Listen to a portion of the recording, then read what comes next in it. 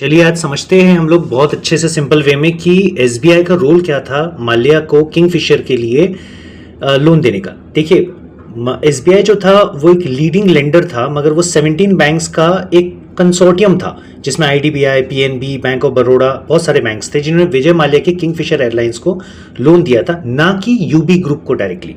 Repeat कर रहा हूँ, यूबी ग्रुप को नहीं दिया था, किंगफिशर एयरलाइंस को ही दिया था।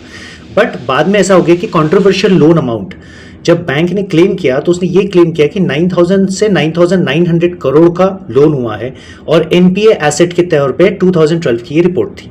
अब यहाँ पे 2025 में ये क्लियरली बोला गया है विजय माल्या की तरफ से कि 11.5% का इंटरेस्ट लगा था।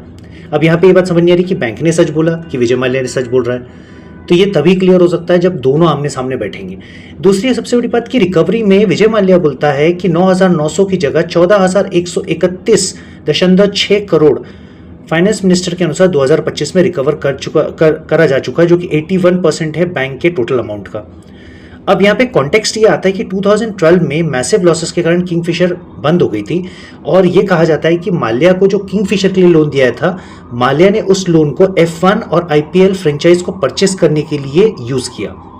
तो कंक्लूजन अब यही बोल सकते हैं कि एसबीआई इंडिस्प्यूटेडली बोलता है कि कंसोर्टियम में 9000 करोड़ हमने दिया है और हमारे पास एट प्रेजेंटली डिस्प्यूट्स के अमाउंट के हिसाब से जो भी कुछ उसके शेयर्स थे सबको डाइल्यूट करने के बाद, प्रॉपर्टी डाइल्यूट करने के बाद अभी तक 14000 करोड़ रिकवर हो चुका है। ये बातें तब क्लियर होगी जब विजय माल्या और बैंक आमने सामने बैठेंगे। विजय माल्या ने एक बहुत बड़ी गलती करा, उसे देश नहीं छोड़ना था, उसे देश में ही रहना था। जब उसके पास सारे डॉक्यूमेंटेशंस ओके है, जब ये कहता है वो कि नहीं मैंने जो किया वो बिल्कुल सही है, तो फिर वो भागा क्यों? भागना नहीं चाहिए, आप फेस करो।